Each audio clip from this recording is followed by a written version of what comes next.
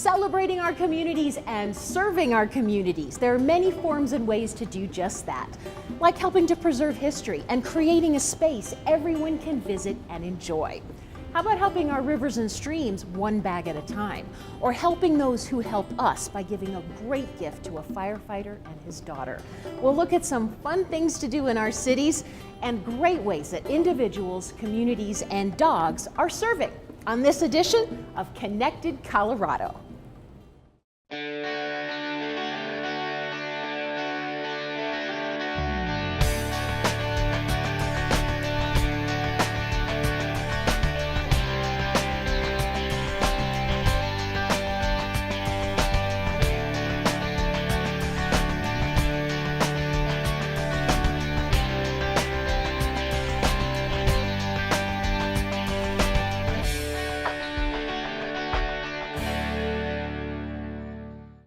Hi, I'm Wendy Brockman. We're here at the Lakewood Heritage Center, where the theme is the 20th century, from our agricultural heritage to a main street of the past and some shopping through the century. What a great place. We'll have more on the Lakewood Heritage Center throughout the show, but first, let's meet an amazing young man from Arvada who's working to be an Eagle Scout. He has a unique public service project to help our environment. Everybody, assemble over here. It's a big day for 14-year-old Aiden Scheck. Today I am doing my Eagle Scout project for the city of Arvada. His drill team makes holes in 20-inch PVC pipe, then sands the edges. Is there anything else that you guys need? It's been a long road for Aiden, and it's actually really neat that we're finally to the day where he's going to build these and get them installed. The stickers go on next. You're gonna put it on like that, right in the middle, and then you're gonna put this Arvada one at the top. You just peel them off like a normal sticker, try to put them on so they're not wrinkled or anything. After they attach the hardware, We're going to split you guys into teams. it's time to install. Walk, hit this one, hit this one, hit this one, hit this one. That's sign right there. Aiden built dispensers for pet waste bags to hang along the Ralston Creek Trail. Ta-da, first one. Our parks are a valuable resource and everybody loves to enjoy them. The city of Arvada works hard to keep Ralston Creek clean and free from E. coli bacteria, but it's a challenge.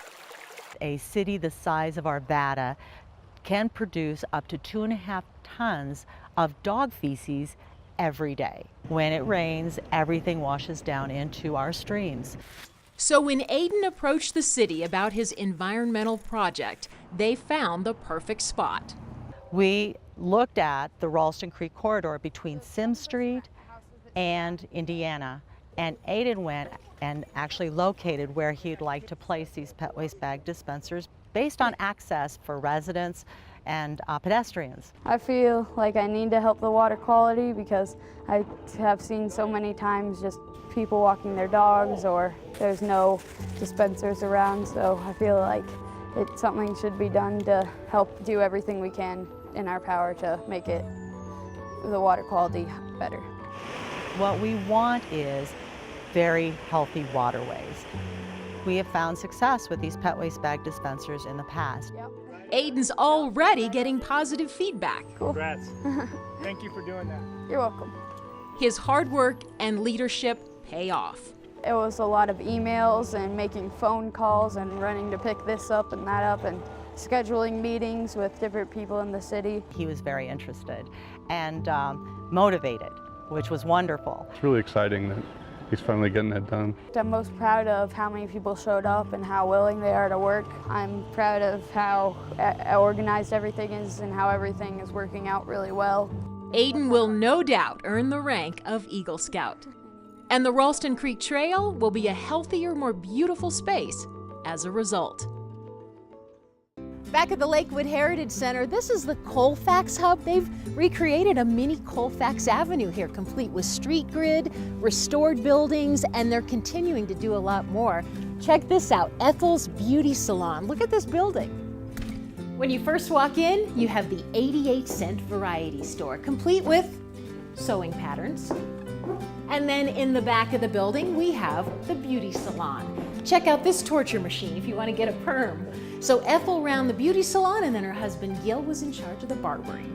I'm here in the Museum of the Heritage Center with the curator, Katie Lewis. Hey, thanks for being here. Sure, absolutely. Tell me about the Heritage Center.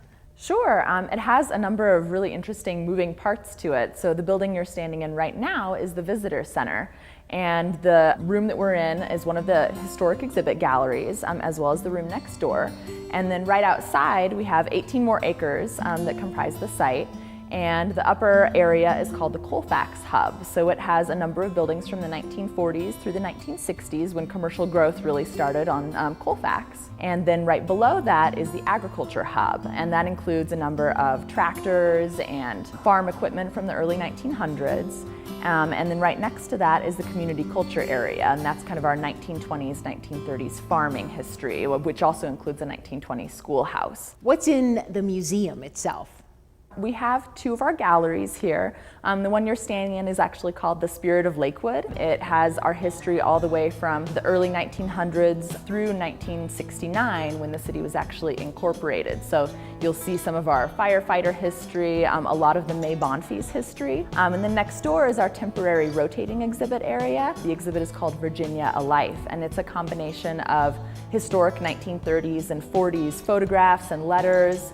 And Sharon Bond Brown, an artist, did a number of oil paintings based off of those. You have a cute gift shop too. Yes, we do. That emporium has all kinds of really fun, memories that even I have. Those early kind of big band era guys, all kinds of Muppets and Sesame Street for the kids, all kinds of those things. What do people need to know if they want to come visit?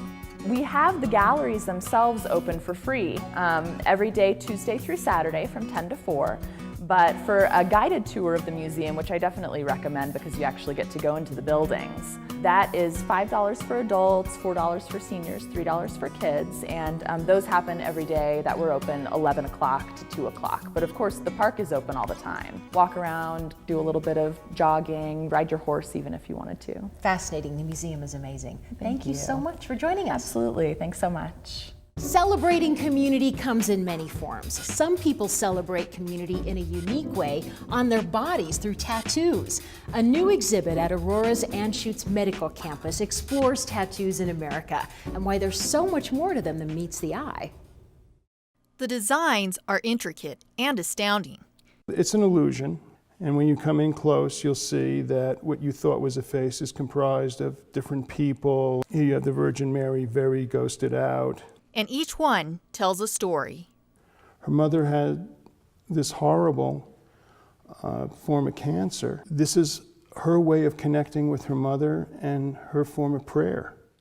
Eric Schwartz is the director of the movie Tattoo Nation and the artist behind the newest exhibit at the Fulginetti Pavilion at the Anschutz Medical Campus. There's a very common misconception that people are getting a tattoo to maybe intimidate you or put you off or say something about them to you.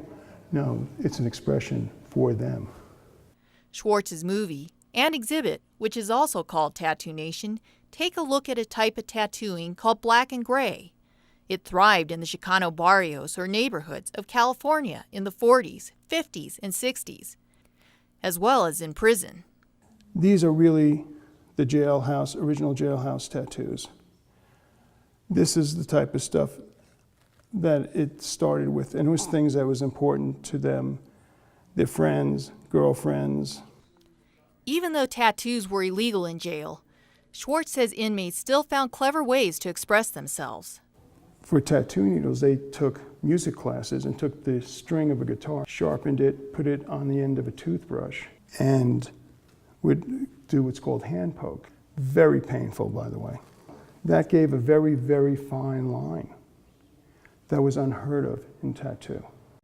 They were also very inventive when it came to creating ink. Even though these guys, believe it or not, are religious, they would burn pages from the Bible because the ash was very, very fine. And they would mix that with either baby oil, I've heard toothpaste, but that's why it was just this black originally. The end result was not just an amazing work of art, but also a life story on a living canvas. And the black and gray style is still used by many Chicanos today. This is Compton, which is where David is from. And that means a lot to people in the Chicano community. Here you have the Aztec symbols, yet you have the Western influences. Obviously, women, you have Christ, Mary. So this is another example of how important neighborhood is to the Chicano community. This is the mission. It's one of the oldest missions, I actually think, in the United States. And they're very, very proud of it. It was so important that it's part of him now. The goal of the tattoos is to show pride in community, family, and faith. And the goal of the exhibit and the movie is to help us understand and appreciate. I don't think you can honestly see this film and walk away and say it's not an art form.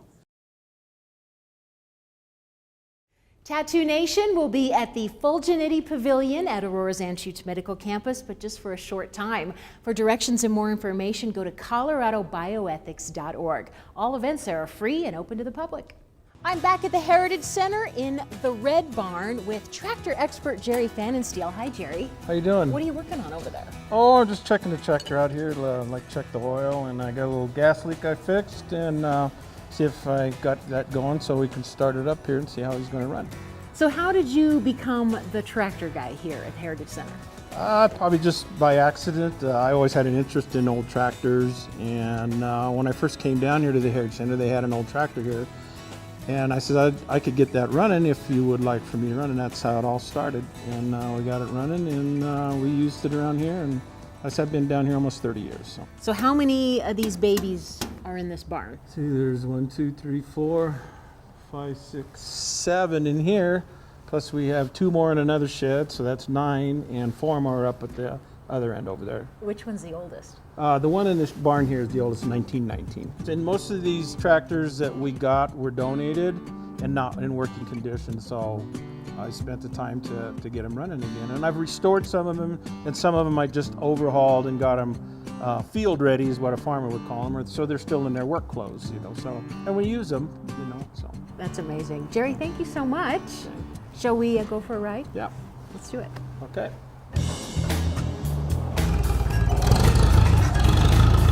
If you'd like to visit the Lakewood Heritage Center, it's at Belmar Park at Wadsworth and Ohio. Of course, there's tons of free parking here, but there's also a free shuttle at the Lakewood Wadsworth light rail stop to the Belmar Shopping Center, which is just a short walk away. Let's learn more about this great service from Lakewood. Light rail is now in Lakewood, connecting you to Golden and all the way to downtown Denver. And with 7 different stops in Lakewood, getting to the city's restaurants, shops, performances, and even to your work and home make it more convenient for you. Getting off the light rail at the Lakewood Wadsworth Station gives you direct access to Belmar and Lakewood City Hall with the help of the free Belmar shuttle. The shuttle takes riders from the Lakewood Wadsworth Light Rail Station to Belmar 7 days a week. The Belmar shuttle operates daily between the hours of 11 a.m. and 8 p.m. Riders are picked up at the Lakewood Wadsworth Light Rail Station at 1/2 the hour between 11:30 a.m. and 7:30 p.m. Just look for the Belmar shuttle sign outside the parking garage. Be sure to catch the shuttle before it stops running at 7:30 p.m. Riders from Belmar are picked up at 464 South Teller Street in Belmar at the top of the hour between 11 a.m. and 8 p.m. and dropped off at the Lakewood Wadsworth Light Rail Station. The free 12-minute ride gives you direct access to the light rail station and Belmar's 80 shops, restaurants, and entertainment options. The shuttle drops you off just across the street from City Hall, where you can conduct all your city business and even see a show at the Cultural Center. Take advantage of this free service and catch a shuttle today. For more information, visit belmarcolorado.com. Speaking of shopping, if you think the 20th century is ancient history, what about The Simpsons or South Park? Yep, there's much more here than just antiques. The Lakewood Heritage Center has 2 homes on the property, and here to tell me about their history is Jean Jackson, who is a volunteer here. You've been a volunteer for what? Over 22. A long time. Right. The homes represent the 1930s and the 1920s. What do you love about the 1930s house that we're in now? Especially the history, but let's just say it's been moved 3 times, it's been renovated a couple of times. We ended up with this very authentic 1930s house. I know because I lived in the 30s, and everything is just perfect. The chairs over there with the upholstery, which is hard to sit on because it scratches, the Victrola. All wonderful things that we enjoyed in the 30s, it's here. And we had the pleasure of furnishing this wonderful house ourselves due to oral history research on the part of our curators, and then with the help of the volunteers, it's as you see it. Now, right across the street is the 1920s house. How is that one different? Very different. So different than when people walk from that house to this house, they say, wow, what a difference. A lot smaller, sparser. The period that we have picked for the 20s house is reflective of the time when the Jewish family, the Stringer family, lived in it. And we chose to represent that particular family. I am proud to say that we selected that family because, you know, there's very few Jewish families living in Lakewood, or in Jefferson County for that matter. There isn't even a synagogue. So because we chose to represent that particular time, I think shows what a great place we have here. A rich and famous woman named May Bonfils Stanton used to have a home on this property, yes? A very opulent, extravagant home, but it was built in 1937 for $1 million. And she lived a reclusive life. She started with 10 acres and extended it to over 750 acres. So that was a big area. Unfortunately, it was torn down in the 70s. It's an amazing property, so much history, and you get to be a part of it. That's wonderful. That's right. Thank you, Jean. You're welcome. Those in public service include the folks at the top, our mayors. And communicating with their constituents is a very important part of their jobs. One community recently celebrated a big milestone, 100 episodes of the Greenwood Village Mayor Show. During today's program, we'll get the opportunity to Plus, you have been as a developer. Coming up next, let's learn about some transportation options to help seniors get around town. Without being like on top of like, you know, like works like just over 5 years as opposed to 7 years. So that was number one. Number two. It was in 1995 when the village began to use cable television to enhance communication with citizens. An agreement with the cable company for use of a studio led to the first Mayor Show.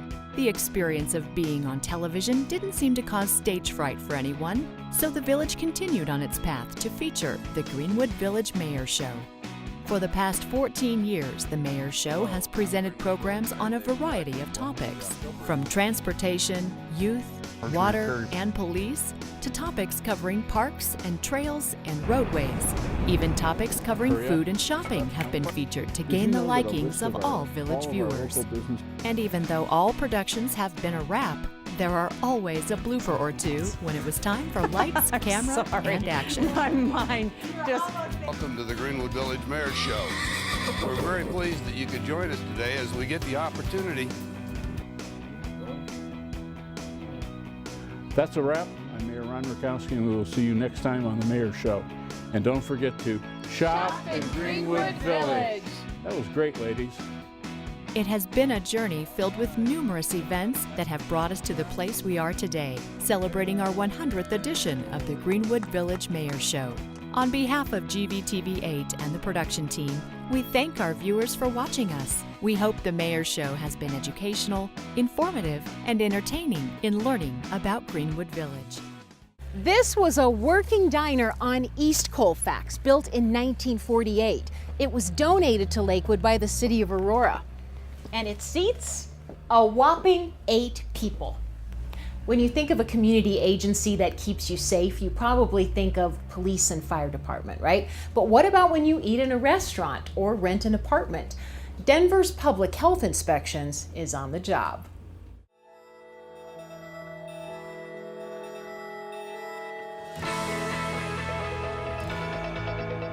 Protecting Denver's health and safety. That's the mission of the Division of Public Health Inspections. From ensuring child care centers are free of hazards, to requiring food service workers take precautionary measures in preparing food. From making sure residential properties provide adequate plumbing and heating, to ensuring that contractors and trash haulers comply with Denver noise regulations. Public Health Inspections, a division of Denver's Department of Environmental Health, works to minimize the risk of communicable and infectious diseases and ensure public health and safety. We do this by conducting inspections and providing technical assistance, education, and enforcement in facilities regulated by city ordinance.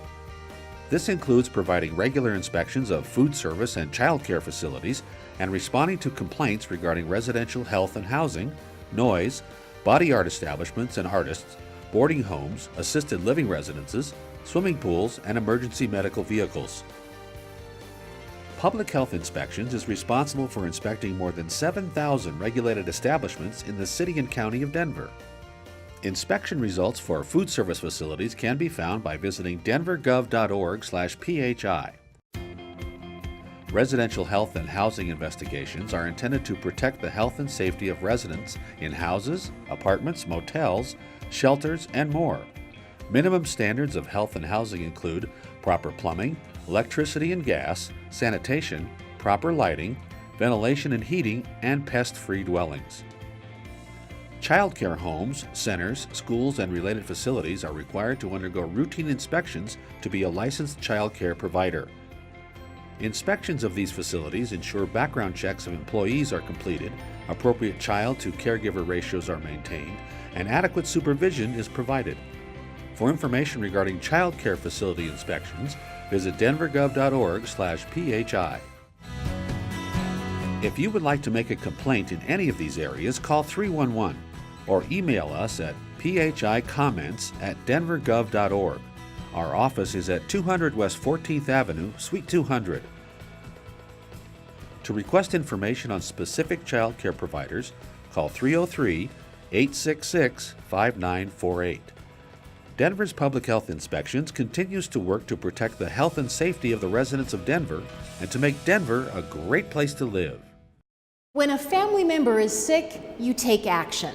When a member of the North Metro Fire Rescue District's family was sick, a whole community took action, and some great bonds were formed. Let's take a look. The term Whitney's Way is the campaign, if you will, slogan that we come up with, is that we have a firefighter captain with our department named Paul Nelson, who his daughter Whitney was identified to have a seizure disorder. It's an immune-mediated seizure condition. When her immune system would ramp up to fight a cold or ramp up to fight an infection, that she would seize more, and they attributed it to an antibody they found at the Mayo Clinic called GAD65. I was overwhelmed with everything going on because I was so confused. I was only 11. I didn't know what was going on. I didn't know even what to do. Waking up in the hospital after seizures, I don't know what's going on. He's just like, you just had a seizure. There's things that trigger those seizures. You know, stress could bring on a seizure, exercise could bring on a seizure. But she walks around all the time wondering if it's going to happen or not. She lives in fear, if you will. Fear to go to school because you might have a seizure and appear or feel stupid. Or, fear to go to the mall, fear to hang out at a movie, fear to go anywhere without your mom and dad, that something could happen to you. So it's kind of, it's got a chokehold on her. Like, I needed to fill my pill box, and I had no idea how to do that. That was always my mom. Unfortunately, about 2 years ago, Paul's wife Lisa, who was diagnosed with cancer, and Lisa was that care provider for Whitney. She just passed away on March 3rd of this year, and she just went through just tremendous battle trying to beat that disease. So we got together and went to some of our community partners like the Broomfield Rotary, the Chamber, and said, you know what, we want to do something to help this girl have some level of independence. So Whitney's Way campaign really is about giving a young girl a way for independence in her life. And the way that is through a service dog. There's different groups that provide through a lot of training those dogs to people that have seizures that can support them and can, do different things like bark, possibly other types of notifications that can be done, as well as just a support mechanism to people with these types of seizures to help them live a life that is more independent. To me, it's priceless. It's going to give Whitney a shot at being independent. It's going to give Whitney a shot at leaving the home with some sort of a comfort level. It's going to give her a shot at going to college. I can have the assurance that, if something were to happen, that she should be taken care of. Because it's my understanding that these dogs can even warn her that the seizure is going to happen ahead of time and get her to a safe place or get her sitting down. And I believe there's ways that the dog, can make people around her that aware that it's going on, and then I could get notified. In December, my parents were talking one night, and they were really excited, but they wouldn't tell me why. They told me you will find out in about 6 months.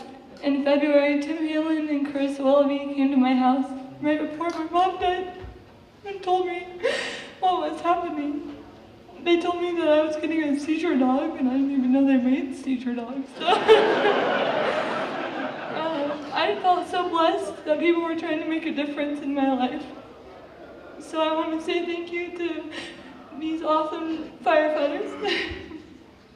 They're Broomfield, Rotary, Century Chevrolet, and the Omni Hotel, and my daddy. I also want to thank all of you guys here, people who bought tickets, for making this a reality. Thank you so much for finding a way to change my life.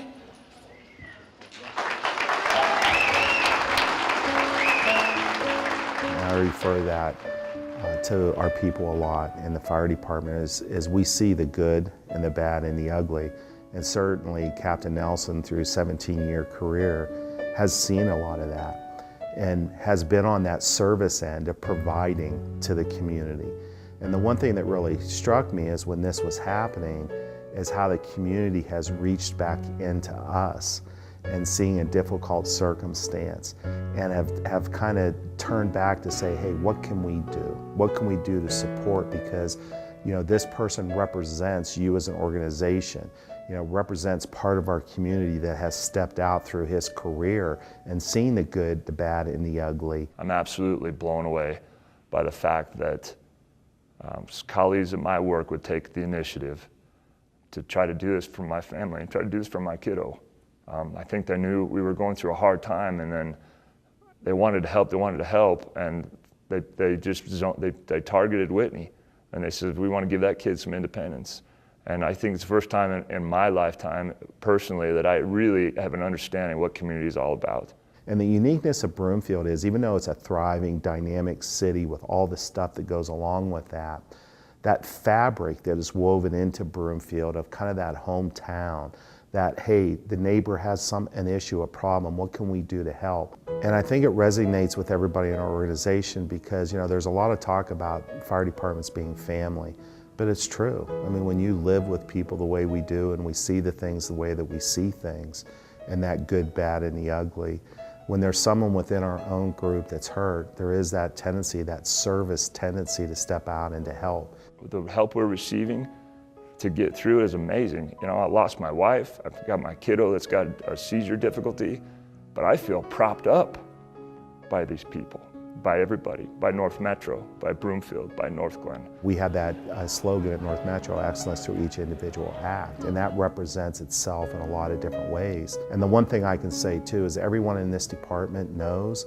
that if something bad comes upon them, we're going to be there because that's just what we do.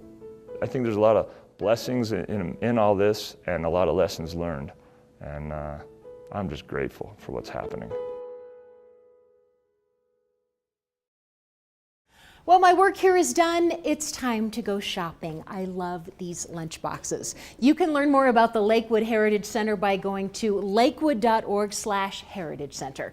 We hope you enjoy and take advantage of all the great services our communities have to offer. Thanks for watching Connected Colorado. I'm Wendy Brockman. See you next time.